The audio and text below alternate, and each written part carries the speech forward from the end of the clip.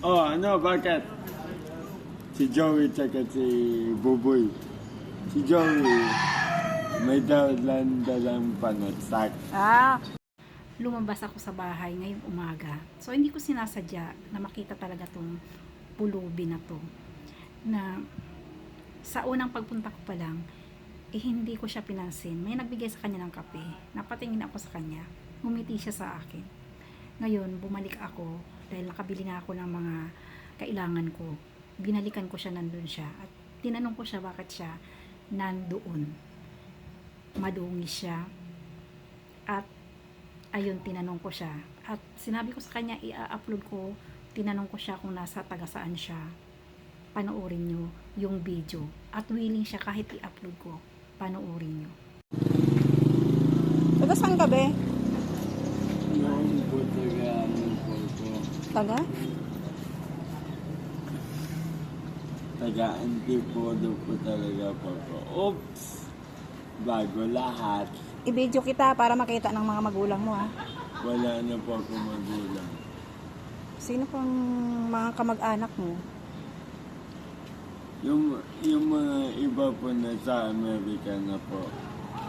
Tapos po yung tatay ko patay na. Diyos ko. Sino mga kamag-anak ng batang to? Sana makuha nyo to kasi kawawa siya. Paggalagala ka lang? Okay lang po. Paano ka nakapunta dito? Ano lang po? Kasi po sabi po nila, ang ano daw po, ang hospital daw ng Otsma dito daw po. Oh. Eh kaso lang nga po malayo, kaya nga po ako, taga ano po kasi po, yung taga Maya kasi, Taga-Maya ka? so pag ko lang po mga kaibigan, Umuwi ka na sa mga family mo. wala na po. Paano yan? Ano po buhay lang po sa akin pa rin. Sana may kumuha dito sa bata na to. Ilang taon ka na? 29 po. Wala kang kumakapatid? Nasa iba-iba ng pong bansa. Oo, yung sa mga kamag-anak na ito, sana may makakita dito sa bata na to. Hindi. Sabi Kasi niya- kawawa siya eh. Hindi po sabi ng tatay ko kasi, pag namatay ako, bahala ka na sa buhay mo. Kung gustong umalis ka na dito. Wala ka ng tatay? Kasi itong bahay na to, ibibenta ko na. Asan ang tatay mo? Patay na po. Asan yung bahay niyo ngayon? Nasa Antipolo pa po, pero iba na po nakatira. Binenta nila? Sana makuha ka ng mga kamag-anak mo nasa Amerika. May mga pera naman sila, no? Wala naman. Wala. Maano po Sa ako- DSWD, sana makuha tong Ay, bata na to kasi pumunta kawawa. na po ako dun sa DSWD, Oo. pero wala. Naku, nakakala. Paano yan? Pagala-gala ka lang. Eh sabi nga ng sopa ko, maghanap daw ko ng trabaho para nga sa ganun, may ano daw ko, may kinikita daw ko dito. Doon Guys, naman sana- po. Doon Sana naman, may kumuha Teka dito, lang may po, tumulong teka lang dito po. sa bata na to. Hindi na po, kahit wala na pong kumuha po sa akin, okay lang po. Kasi mahirap yung pagala-gala ka. Okay lang po yun. At least, nakakakain pa na ako Sana may matuluyan kang maayos, ha?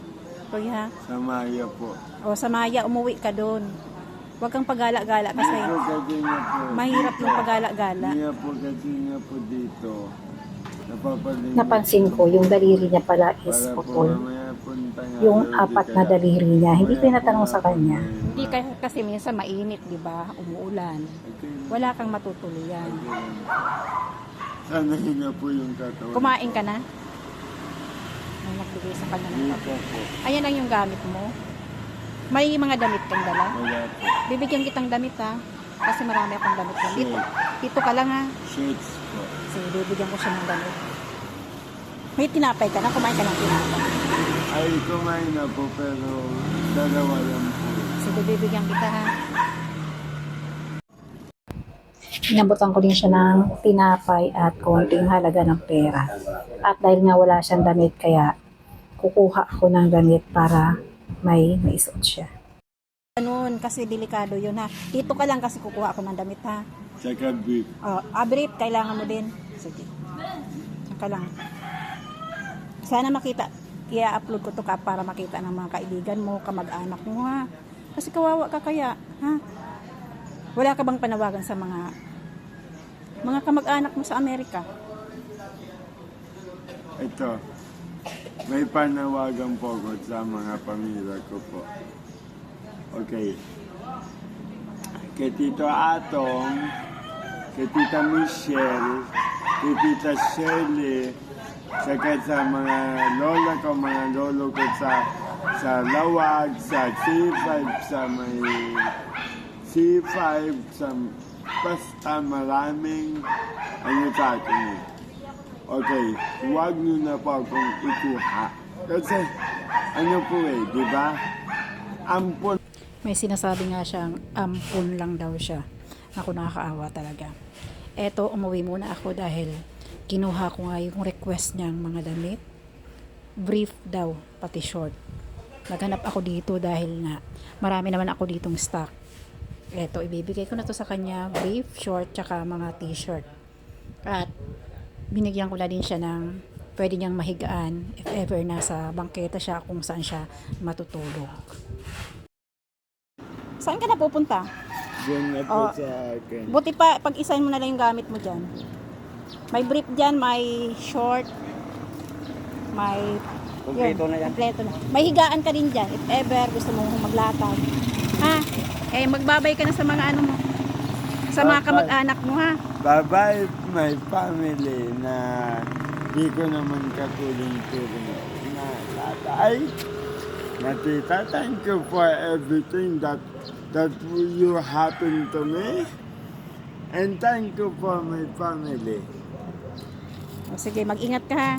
Then, wag nyo na pa ako, wag nyo na akong sunduin sa Maya at natatakot na ako sa inyo. Sabihin ko na lang po.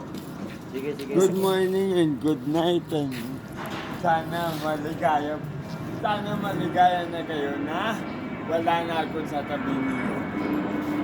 Kaya kung sino mang makakapanood ditong video na to, pwede ba, kung kilala nyo naman tong tao na to, pwede ba pakibigay nyo sa kanya mga kamag-anak? Kasi paggalagala lang yan dito, kung saan-saan pupunta. Napakadelikado, di ba? Kasi tao din yan, kailangan ng arwa. Kaya, yun lang. Ito yung purpose nitong video na to na in-upload ko kasi kawawa siya. Nakita ko, kawawa siya. Ayun lang sa mga kamag-anak, sana mapansin nyo tong video na to. At yung inyong kapatid o kamag-anak, kasi pagala-gala lang siya.